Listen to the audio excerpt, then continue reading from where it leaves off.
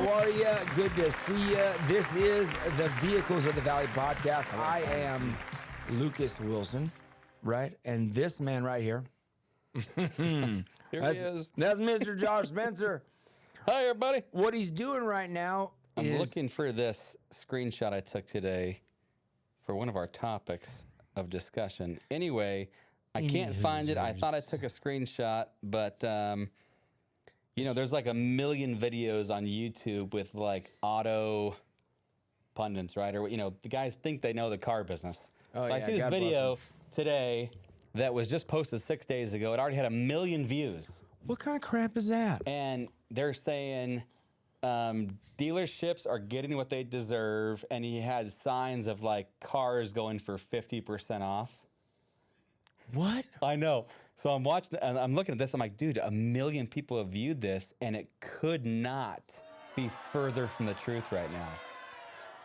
Just so everybody knows, that is not the state of the union in the car business right now. Absolutely not. Matter of fact, it's more like COVID right now, right? We're talked about short it, on yeah. cars.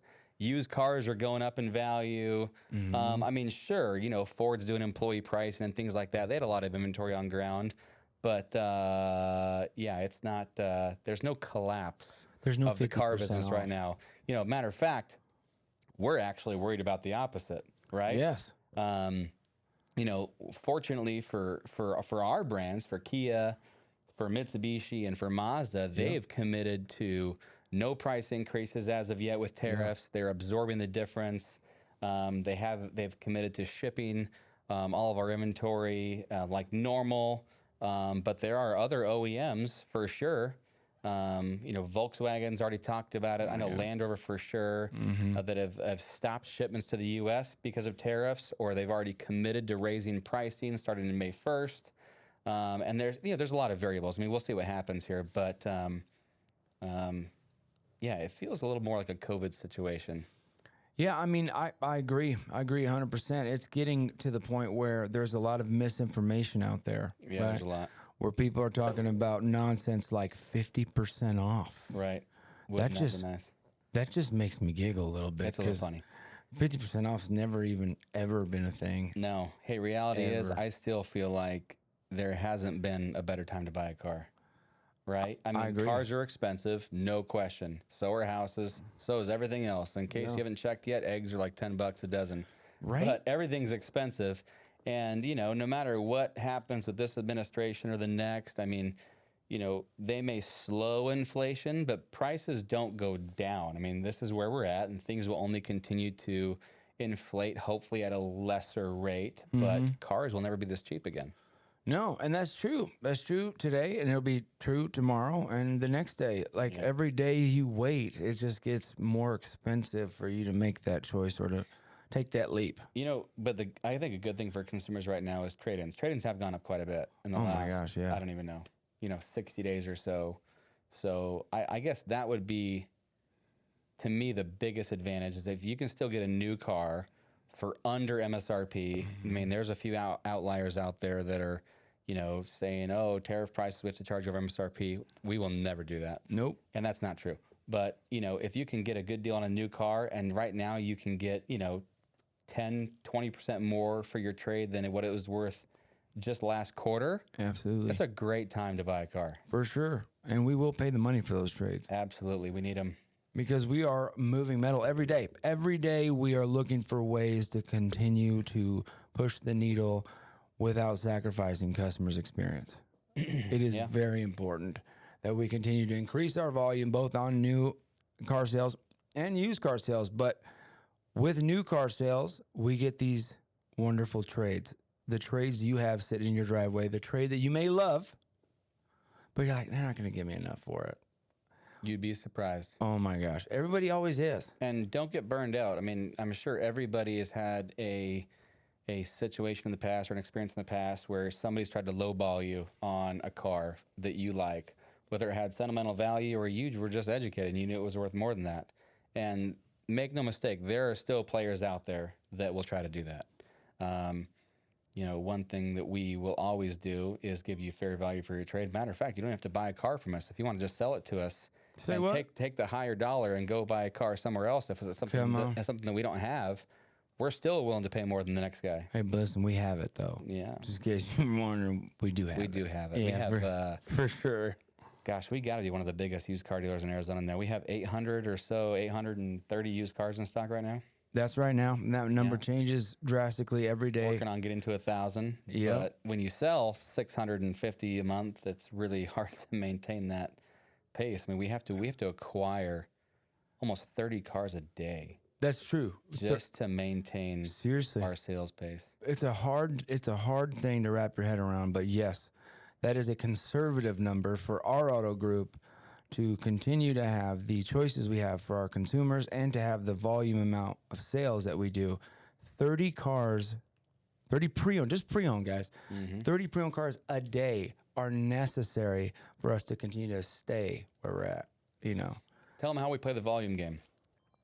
Well, I mean, Like, hey, how do you sell 30 cars a day? Because you can't do it by ripping people's heads off. no. And honestly, those days are gone. The dealerships, you know, I'm not going to disparage anyone's character or anything like that, but, you know, those days are gone. Consumers are smart. They know what they have. They know what they want.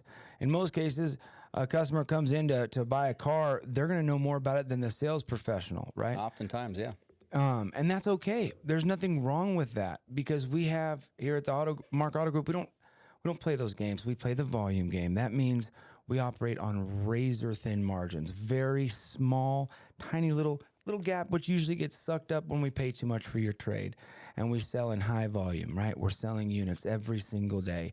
Consumers from all over the valley, even out of state, because we are so aggressive in our pricing. People from all over the country see We're that. probably close to 100 cars we're shipping out of state a month right now in the group. Yeah. I mean, it's a lot. And it's dialed in. The process is tried and true.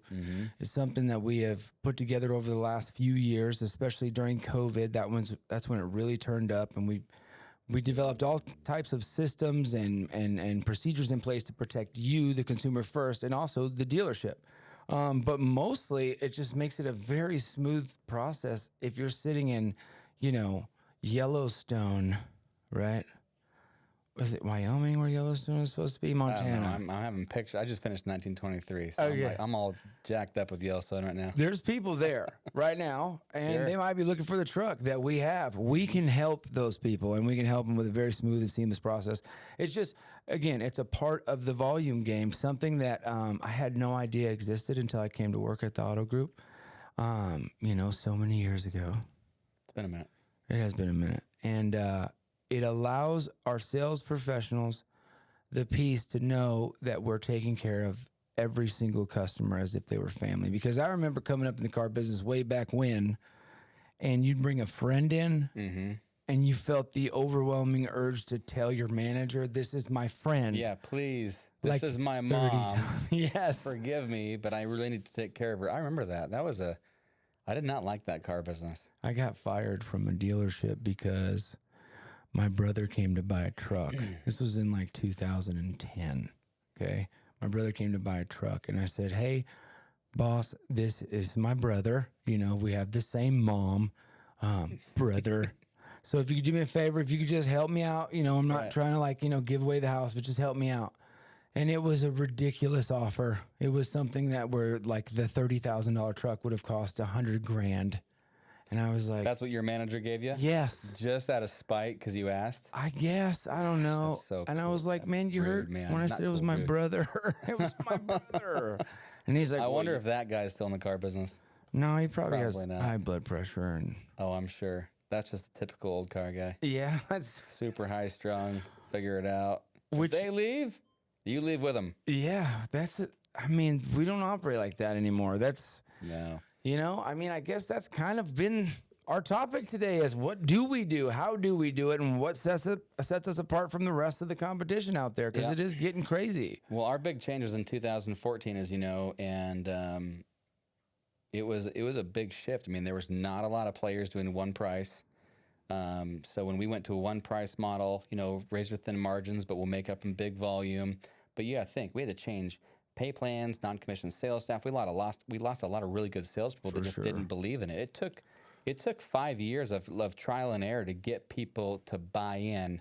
And then the CarMaxes got popular, and the Carvanas of the world, which is really our biggest competitors because they're the only ones that do what we do, to get the general public bought in, and of course the salespeople bought in. But you know, it was well worth the time and the investment to do it because it really is the right way to do things.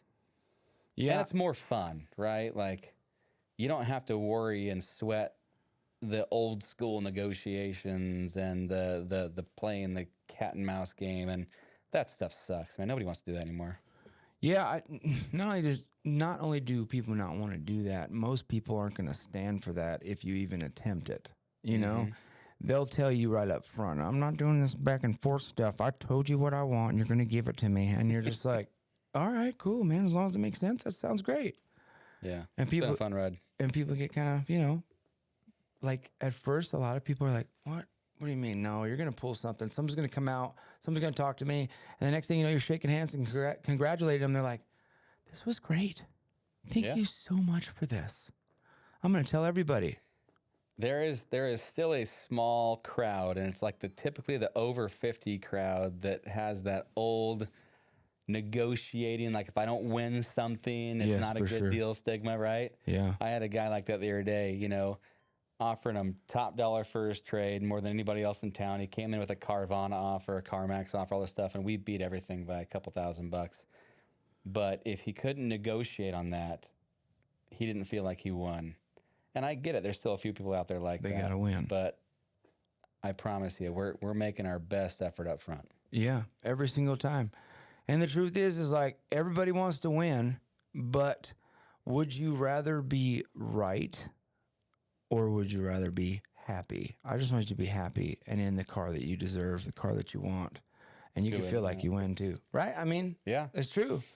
It's true. Well, we'll see what happens. I mean, as of right now, inventory is good. We do not have a whole bunch of extra cars in the back. Doesn't exist. Like some of these other YouTube videos are showing, that is not a real thing. Prices are up on used cars for sure, but the benefit is your trade-in is up just as much. New cars, though, is the best value right now. New car prices are not up. We have the cars you want. They're still shipping. And as of right now, they are tariff-free. What that means in May and June, we have no idea. But as of right now, everything's committed to being, absorbing the difference in pricing. So it's a good time. And if you're part of the camp that feels like they want to wait and see how it all shakes out, well, right now there are no tariffs, right, on us, on the car industry, especially in our auto group, right? But if you're just waiting to see if they go away forever or if they're not talking about it or whatever, a lot of people did something similar during COVID. And inventory is going to come back. Inventory is going to come back, whatever the case may be. And every day that went by, inventory got smaller. Their cars got more and more expensive. And the next thing you know, they just stayed in their car. Yeah, I mean, look, let's pretend, the administration, settles down the tariff talk and new car prices don't go up. They're not going down. No. Either way, they're either staying flat or they're not going down. And right now, your trade's worth more than ever. So regardless of how that spins out, it's a win-win situation right now. You're in that window where prices are for sure still low on new, trades are up, and regardless of what happens in the future, this is still the good window. So in recapping this whole endeavor, the message is very clear, and that is, right now has never been. Right now is the best time to buy a car. They're never going to be this cheap. I think so. How do you say it? Mine sounds stupid. What did you say when you said it? I said there's never been a better time to buy a car. Cars will never be this cheap again. That's what I said. Cars will never. New cars, dude. Why is this moving around? New cars will never be this cheap again. Because you touched it. But I don't dare touch it. It'd probably fall off, and somehow, some way, it'll hit me in the head. I just like to make sure it's like, can you hear me? Gotta put it up. You know what I'm saying? Yeah. No, I get it. Anyways, guys. So, if you're sitting there and you're listening to this, you're watching this, you've obviously subscribed to this. Duh. Okay. Come down and see us. Come on, let me pay you too much. Like, subscribe, Share with your friends. That's right.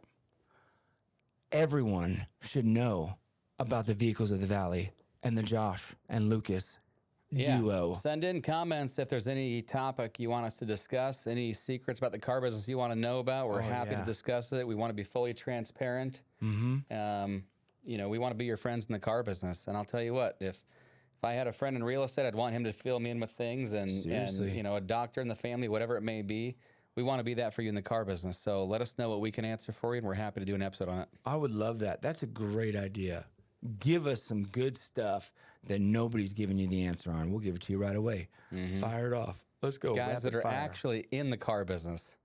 Not all these YouTube guys that think they are. Yeah, I studied an algorithm, and they're like, check this out. I can get so many views. You can get 50% off new Fords right now. Where? Unbelievable. Yeah. But until then, guys, it's been a pleasure sitting down with you, hanging out with you. This is the Vehicles of the Valley. I am Lucas. I'm Josh. And we came to party. See you next time. Bye.